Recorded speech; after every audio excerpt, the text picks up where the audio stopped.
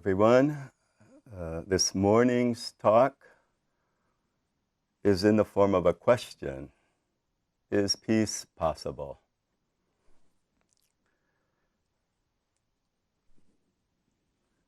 We are taught by the great saints of our order that peace, joy, and bliss is the inevitable outcome for all of us who learn to fix their minds on God.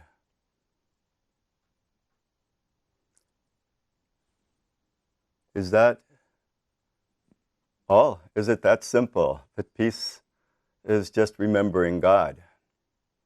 Sounds too easy. But we are told, yes, that peace will come.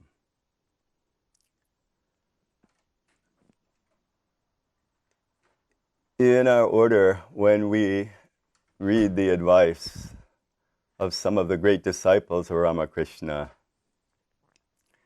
newly initiated people who are just beginning their spiritual lives, may come back after a few weeks or a few months and say, I'm doing my spiritual practice, but nothing's happening. I'm not getting what I came here for. What's going on? But the teachers, they weren't just born yesterday. They have a lot of experience. They have their entire life behind them. And they can easily understand that even though the student believes he has done his practice, he should be having peace and love and bliss overflowing his daily life. These things don't happen in a starburst. It's not a sudden, usually it's not that way. Over the course of their life, their mind has been running out to external pleasures and enjoyments, seeking happiness. We're looking for happiness in places that cannot give any lasting happiness. It can only give satiation of one desire after another. And those desires, as we all have understood, hopefully by now, there's no end to them. We may have desires that take 1 or 2 years to fulfill. I want to buy a new car or something like that, material desires. They will never give us anything but a utilitarian solution to a problem, the problem being transportation in that case. But for people who are seeking inner transformation, who want to know the joy of a mind that is no longer jumping about like a mad monkey, to let the mind rest, to let the desires or the pursuit of the desires drop away and leave us in a state of some peace anyway. This is normally not an all or nothing proposition. The first attempts we make at doing our spiritual practices, trying to withdraw the mind first. Withdraw the mind from what? From all the external pursuits, from the senses. Our eyes draw our mind out to see the world around us. Then we get interested. That looks good. Let me do that. Let me go here. Let me go there. Most of the time, if we're in a life situation where we have to work for a living, and that's pretty much everybody, we have to fulfill that duty first, and that's usually not where we find a lot of fun. People wait for the weekends for enjoyment, to relax, to get relief from the stresses of the daily work. When we have to please someone above us, who is not God, but your boss may think he is to you, it creates stress.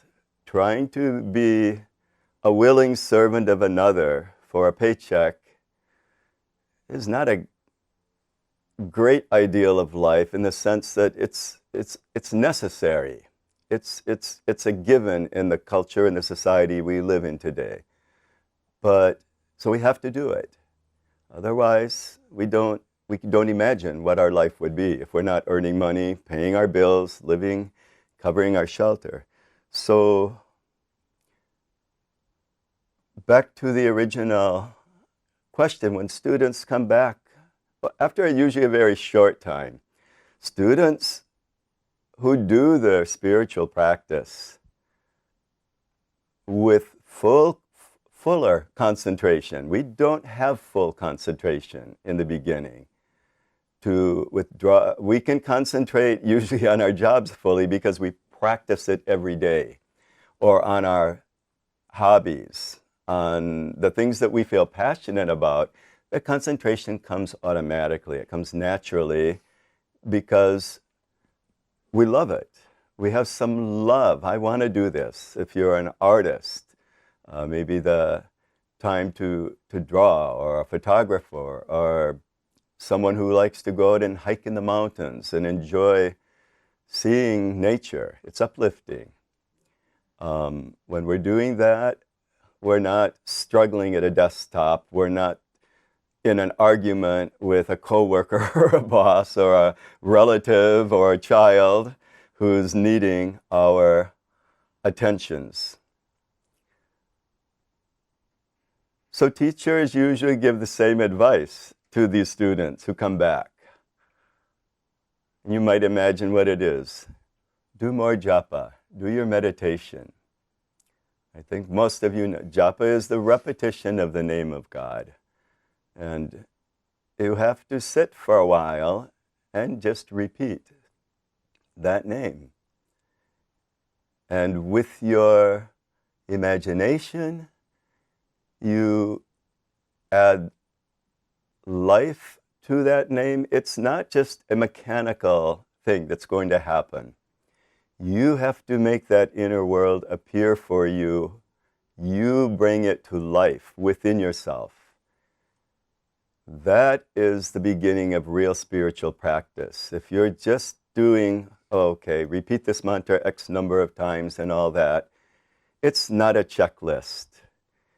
If you do not add your heart and love to it, you have no right to expect anything more. These instructions that are given, I think probably from not just our tradition, just about all the traditions, they understand that unless you eventually develop a passion to go to your quiet, happy place and do your spiritual practice, if that doesn't come, you won't be doing your practice correctly or adequately. We have to add our heart and love to it.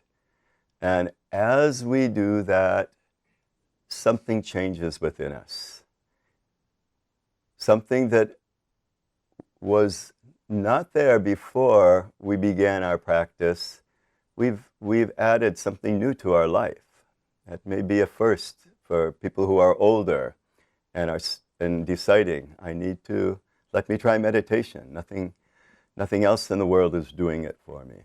So the teacher will say, do more japa. Be regular in your practice.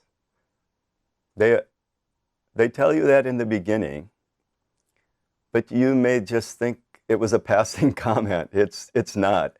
It's an absolute requirement. So, peace is not a common commodity in the world. We use the word, it runs through our language maybe daily, usually about the lack of peace, both in the outside world, between countries. But peace actually has to be created within us first, to see it outside.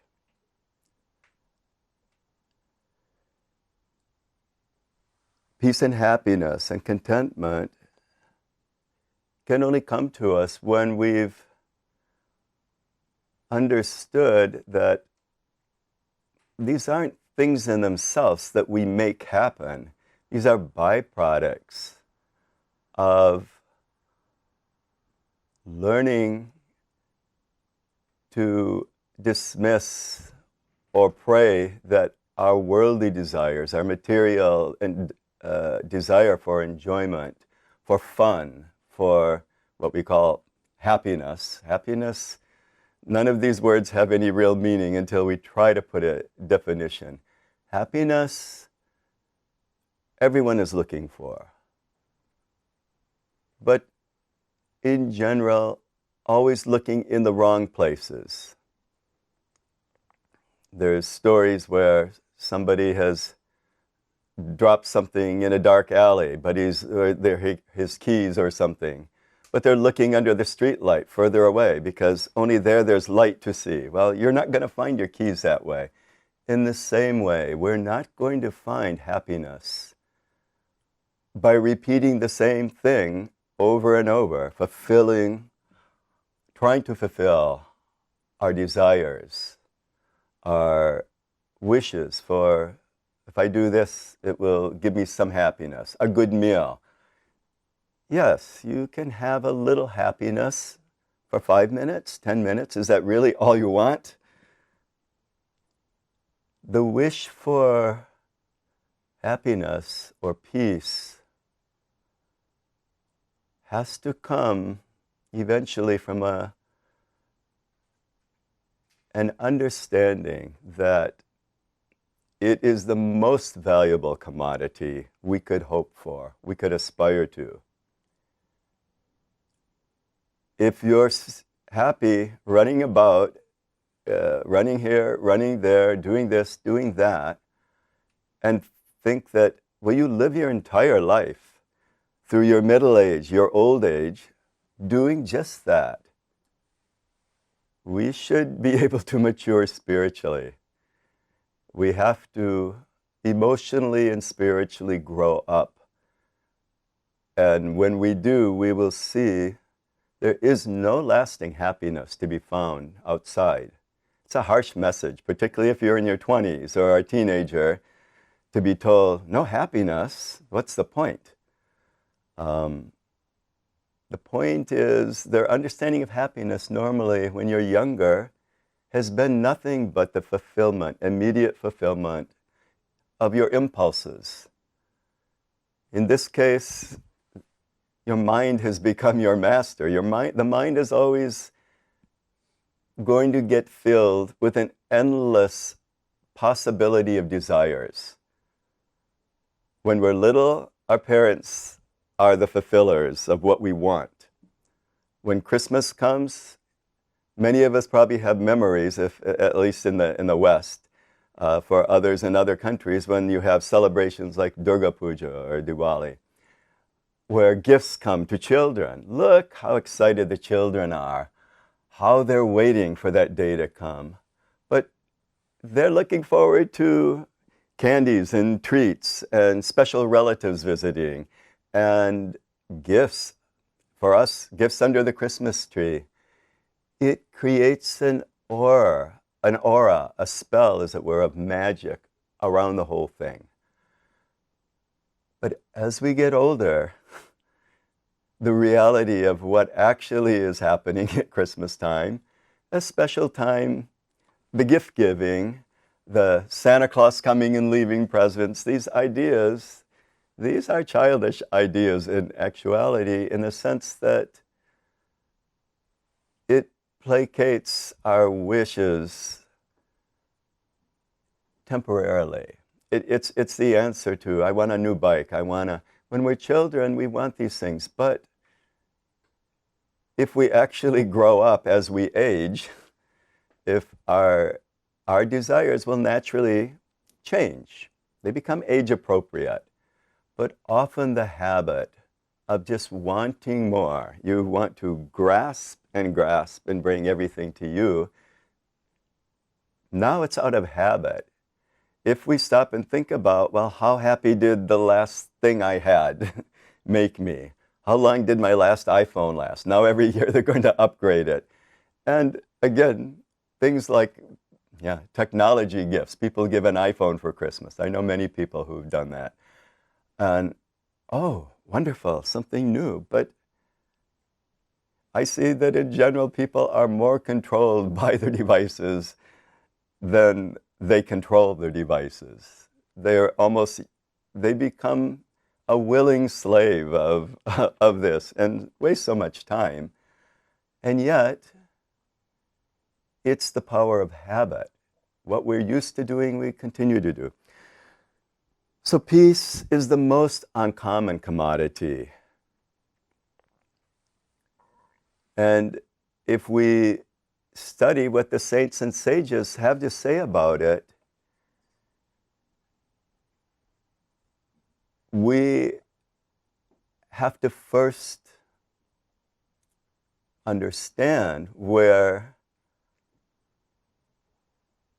peace originates out of. It's not a thing, it's a state of being when our mind ceases to be restless.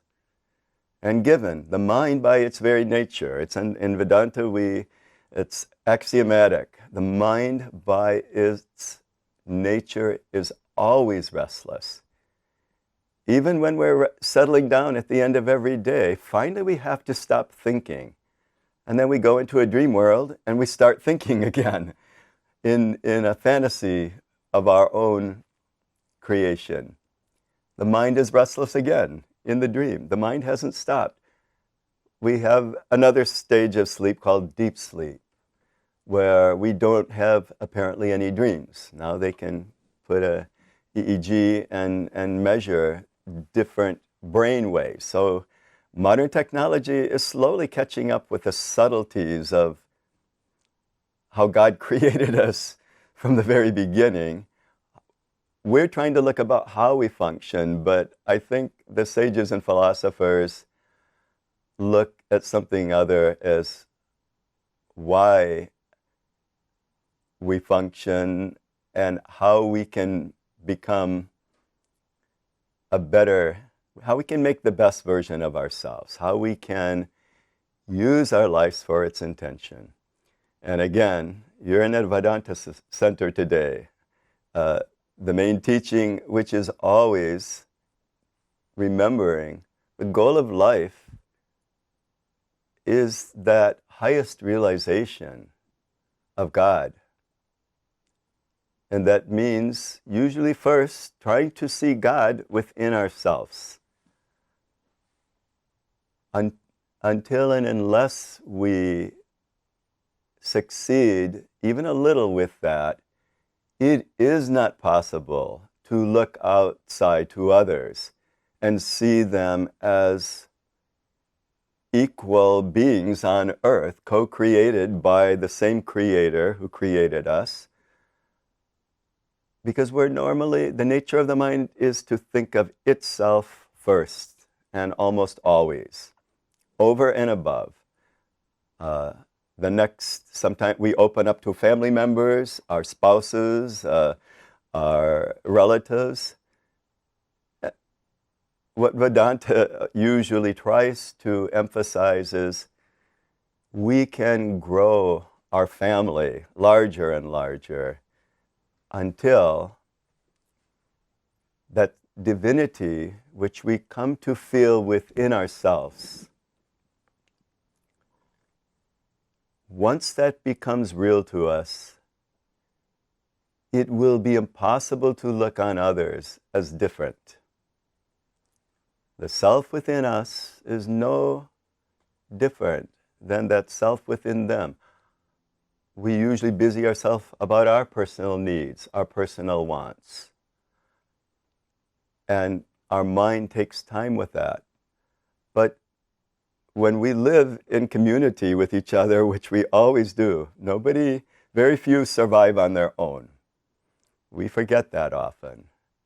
All the invisible people in our life who have brought you your shoes and your clothes and your phones and your cars and your chairs and your beds, all of that, do we remember to feel any gratitude that if somebody hadn't probably been working away at not the happiest job on earth, in an unseen background in our life, we just go to a store because we've earned some money and we can buy all these things. We can order it online, get it delivered. But the attitude of gratitude rather than the attitude of entitlement. Oh, I've been working all my life for this. Of course I should have all these things. That's an attitude of entitlement. It comes from self-interest rather than the interest of the greater community, the greater society. And this is where all the trouble comes from in the world. The nature of the mind is to be self-interested. One can argue, if there wasn't self-interest, we wouldn't have entrepreneurs providing jobs for all of us. People who step out and create employment. And, well, their original self-interest is probably it could be they were initially inspired by some new product. This day and age, products include software that we've all become addicted to use or whatever. But their hope is probably their own self-interest. Maybe I can sell this and sell the company later or something. This is a modern idea. In the old days, people who start their own companies are usually making products that the community has to have. Bakers bake bread, from the early days before much modern technology or mass production was available. All the items that we would use, our shirts, our clothes, our footwear, the things that keep us warm in cold climates, a lot of work would have to go into those. But we used our intelligence to mass produce things in factory, and to early factories, there were no robots. People have to do all of those things, and they have to literally labor most of their day to make those things available for others. The point of all that is to remember that we rarely think about being grateful to the people we should be grateful to even have the availability to give our lives a little more comfort or ease, where that can give you some leisure time. If you choose to write a book, if you choose to go and meditate, if you're still trying to stay warm or feed yourself, you won't have that luxury to go higher within your mind and within your life. So the possibility of peace comes once we begin to think about everyone else. And not just think about them, oh, they're in this dire shape, to feel for their suffering, to feel for their hardships in the way that saints do. Are we all supposed to become saints? Ultimately, yes. Ultimately, yes. It's not just for, do you think saints were born as saints? Many saints were quite the rogue in their early days, if you have read the lives of Christian saints and Hindu saints alike. They also were enjoying the world and living a more or less selfish existence, many of them, drawn by their passions. But we can say by the grace of God, who we keep forgetting is the overseer, watching everything, knowing anything. We may not believe that that's a real thing, but the more we think about our situation on earth, where did we come from, what have we gone through, the idea that we have a creator becomes quite self-evident. We came here, and everyone else did too. Did we put this world together? No, there is. The idea that there's God is often a big issue. Why should I pray to God? I don't believe in a God. What do you believe in when illness and disease and death come into your family, either to yourself, your children are ill, others, and you can do nothing to help them? First, we pray to the doctor. When we find that doctors say, oh, this is terminal, you have 3 months or 5 months, or your child has. And don't think that happens only to other people. If you live long enough, you'll see how close it comes. So remembering that the world is mostly what we call happiness in the world is just a relief, temporary relief from the usual suffering of the world. Unfulfilled desires, not getting what we want, not having things our way. The idea of self-interest is a really complex one, and that could be, I think, a fun topic or a worthwhile topic for a dialogue situation where people can bring salient points where self-interest, they think it's helping them. If I don't look after myself, nobody else will. But what it leads to if we don't grow beyond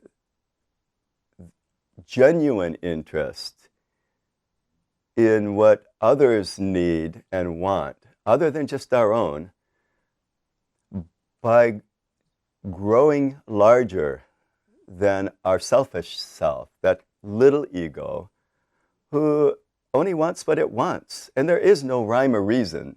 If you ask yourself, why do I want to do this, or why do I want to do that? Other people don't want to do it, but I do.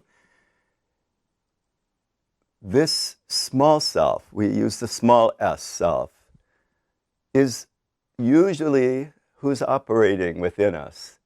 But the larger self, the capital S, we can say that's a larger consciousness. It's sort of the energy that powers the little ego in all of us.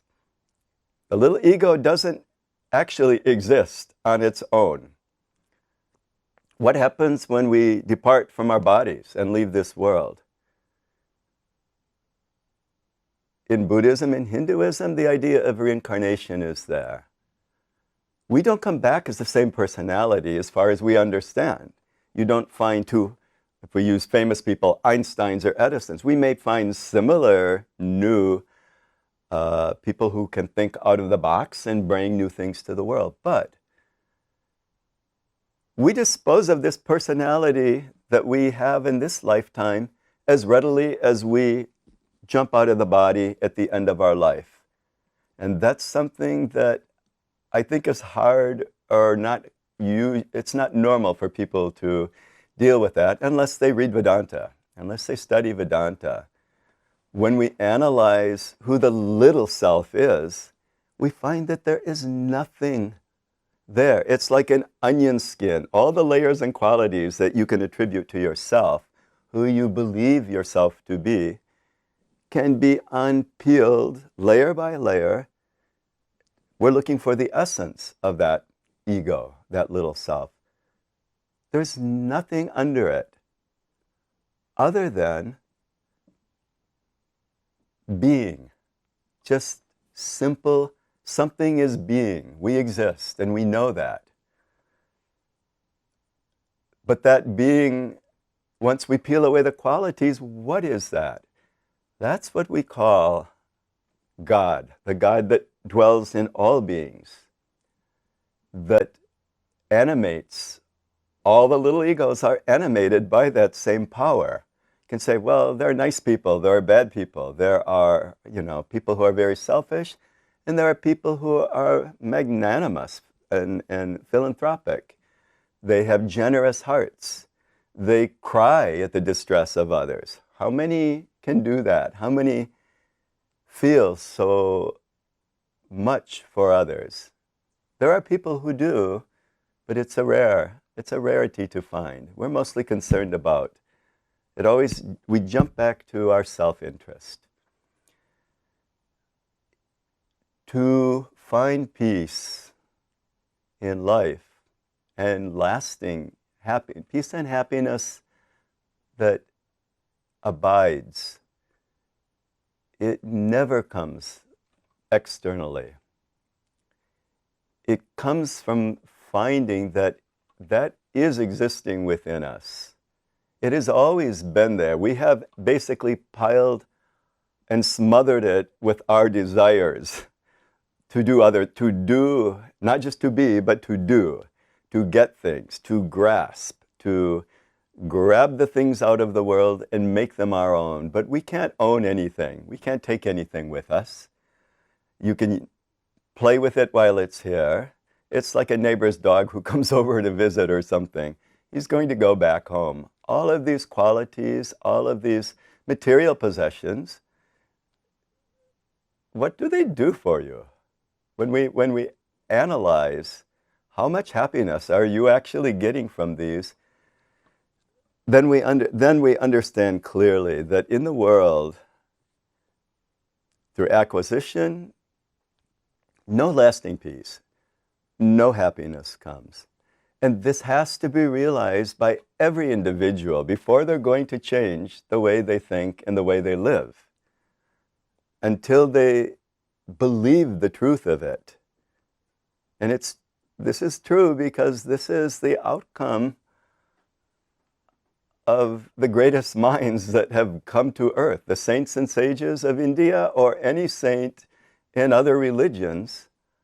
They're all giving the same message.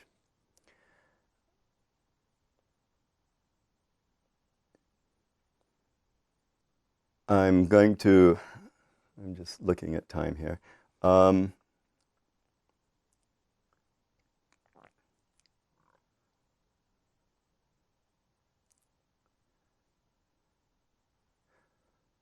In our tradition, we have a book called The Gospel of Ramakrishna. We read a few pages of it every day. These are the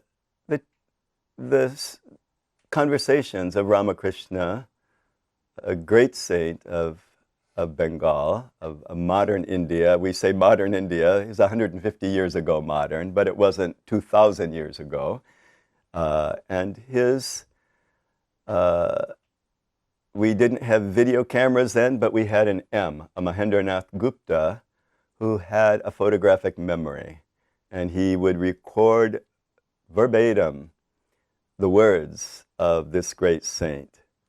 One of the things Ramakrishna would say to his householder disciples or others when he would be reminded by a visitor who may have shown great egoism in his presence. He was considered when being in front of a saintly person, if then still your ego can arise if you try to challenge or challenge such a saintly person about his thoughts or his understandings of. They're not there to argue with you, and if you're there just to judge them, you're probably making a very big mistake. Nothing good will come of that. But anyway, Ramakrishna would just comment, everyone thinks his watch alone gives the correct time. Others' watch may be a few seconds off, a few minutes off. Maybe somebody hasn't worn their watch and it's just a decorative thing and it's not even on the right day or the right hour. That means everyone thinks that what he has come to believe today, his opinions, are the correct ones.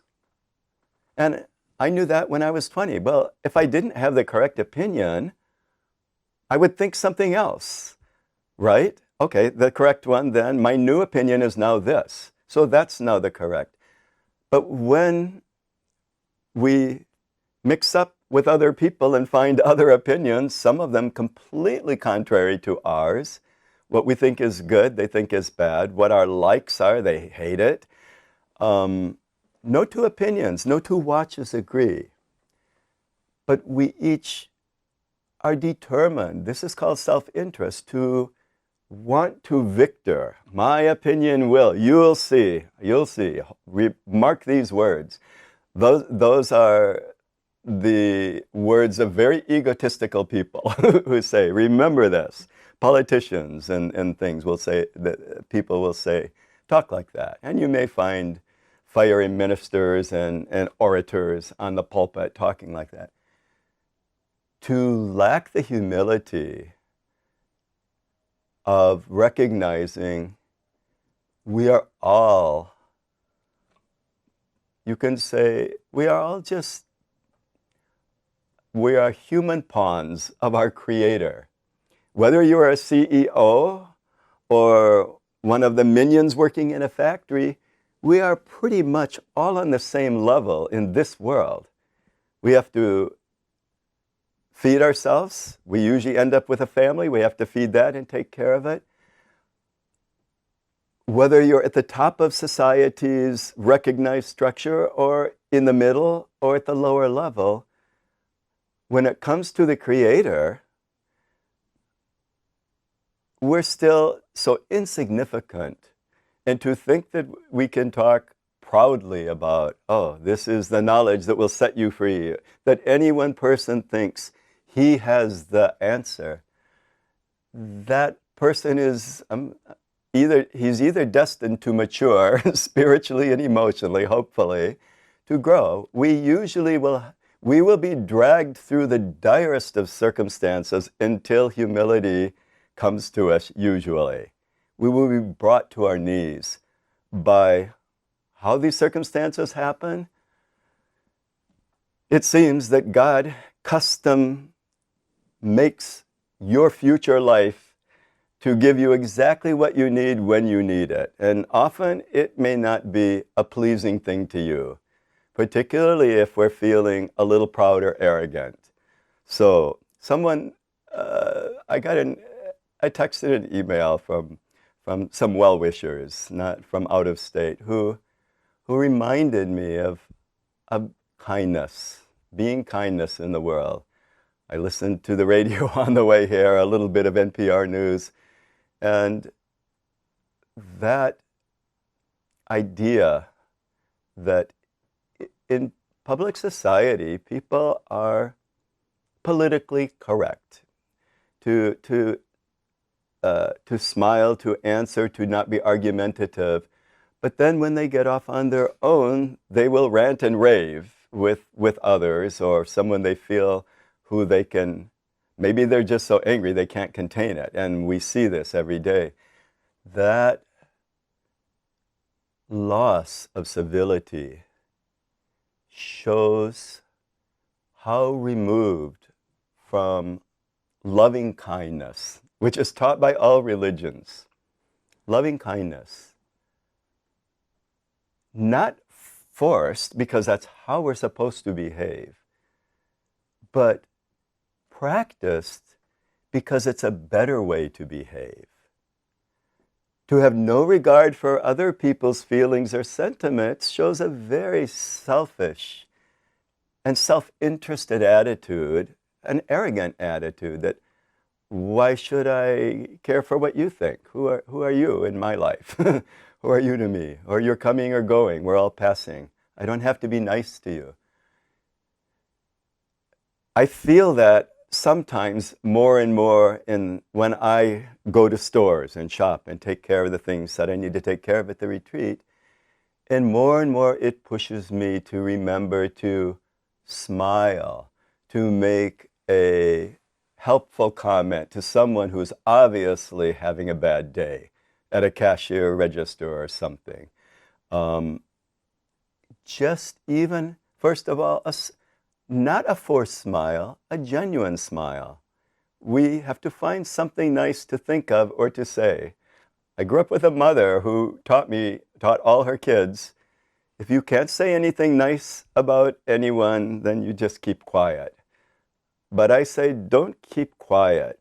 You find something. Everyone has something good in them. You learn to see the goodness. It's second nature to self-interest, to see what's wrong with everyone else. And we may see our own faults, but self-criticism isn't so much fun because it hurts. When somebody passes a comment that we brood about for the rest of the day, they may have actually touched on a truth. If they were just if it was just a passing comment and someone who doesn't know you very well, they're not even going to think about it, but you're spending the next 3 hours brooding. But sometimes they're going to say things that are true that we don't want to hear, but we should hear. And those people who just, as it were, insulted you or put you on edge by giving an observation of your behavior, you should be thankful to them, particularly if it's closer friends who dare to say, hey, if you behave like this, it's going to be a problem. You're not helping things here. We should be grateful for the critics. In the world of sadhus, of swamis and all, there are many songs and things saying, yes, let yourself become the object of abuse by others, and it will teach you that the only thing remaining that is pure and perfect is that divinity, which is dwelling. We all have a personality, we all have a smaller ego, and that small ego has self-interest. So if we do our daily practices, these are the things that we will remember. I want to share a few quotes and warnings from some of the great souls of our order. I have to do a little scrolling here because we're running on time. So again, a reminder, what we call in the West the golden rule, or in Christianity, it's as simple as treat others as you would like to be treated. Do unto others as you would like them to do unto you. It's universal. In all the Abrahamic religions, and Islam and Christianity and Judaism, that rule is there. In Hinduism, that rule is there. In Zoroastrianism, everyone is holding this to be the highest of standard for human behavior. What you would like others to, how you would like to have them hold you in their mind, you do that for not just one or two others, not just your children, you do that for everyone. Wonderful rule, difficult to practice, but it can and must be practiced. So, I'm looking. I have typed in a whole bunch of stuff in the end. Just a minute.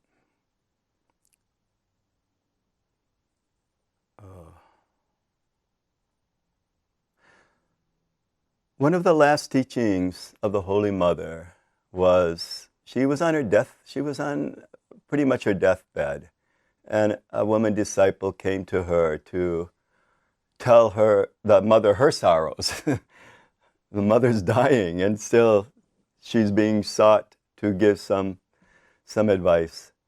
And the mother says, if you want peace, my child, don't find fault with others. Learn to see your own faults, and rather learn to see your own faults. Then she added, the whole world is your own. Learn to make the world your own. that teaching alone is a guide for, it's enough for anyone's life to turn you into a saint. If you can remember it, if you can practice it. Swami, I had several really wonderful quotes from Swami Brahmatmananda. And, but it was more on the emphasis that unless you can turn your inner heart and mind onto the idea of divinity that dwells in all beings, there is, if you cannot do that, peace is not possible. If you can do that, peace and happiness are assured. It is guaranteed to be the outcome. So the question is, for people who continually go into society to cause just harm and destruction and rant and rage, how is it possible to feel compassion for such a person? If you were to ask that question to a social worker, who actually may end up being if he's getting out of jail and is on parole, he will probably have to have some kind of counseling and guidance. And what we will learn usually about people who, out of hatred and rage and anger, have injured others, both physically, look at the state of mind of such a person, and how can you have compassion? That person, what does he have? He's probably got no opportunities. You don't know. There are successful cheats who make lots of money and have money and can get the things they need. But many people, once you learn the question is, what happened to you? What happened to you? We don't do those things because someone cared for us, taught us how to be loving and compassion. They taught us the difference between what right is wrong, what is right, what is wrong. We had people caring about us. And these named or unnamed felons out there, they're faceless to us. But to someone, they have a face. If you go back and try to find the mother of this person and say, yeah, we want this guy dead, or, put off the street, he said, you don't know him. He had a very difficult life. You can say, don't make excuses for him. These aren't excuses. Why we have repeat criminals and felons? There are many injured souls living in our societies. Not just our society, but we're seeing this Western society is becoming more violent. People, only out of a lack of, they don't have a connection to another soul, maybe. They've stopped caring about anyone because nobody showed or convinced them that he's or she is cared about. That should bring a feeling of compassion, as far as I'm concerned, in why that person was born into an unfortunate situation. We can debate all that, but such people actually need help and understanding. Well, there's too many. The jails are full of them. Well, if that's the case, who's responsible? The parents, the family, the relatives, the whole society, the whole community needs to own that problem. Because where were we when someone starts to go wrong? We know we have devotees who have had children who they could not control, and they would not listen to, or maybe they didn't have the means or ability. Maybe mom and dad have to both work, or maybe one has a drug problem. There are causes to make a human being become more or less a human animal who feels unloved, unwanted, and uncared for. And if you interview, I listen to interviews sometimes of people who've been in jail, who have turned their life, often it's the ones who have turned their life around after maybe spending 20, 30 years in prison, and while in prison learning to help fellow prisoners, actually caring about someone else, making the world their own, in this case, the prison world.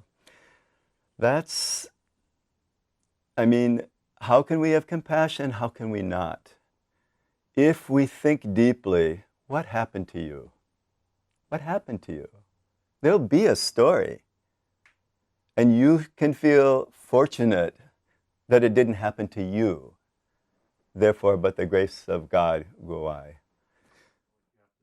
Okay, so this question is, if you have to deal with someone who's coming through to you as very self-interested, ego-driven, and how to find a time where they are receptive.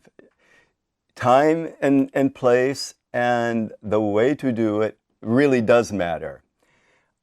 When you're in your self-interest mode, operating out, telling the world how it should all be, or your job, how it has to be this way, you're not going to be receptive to new input, because that is the nature when the little ego is sitting on the throne.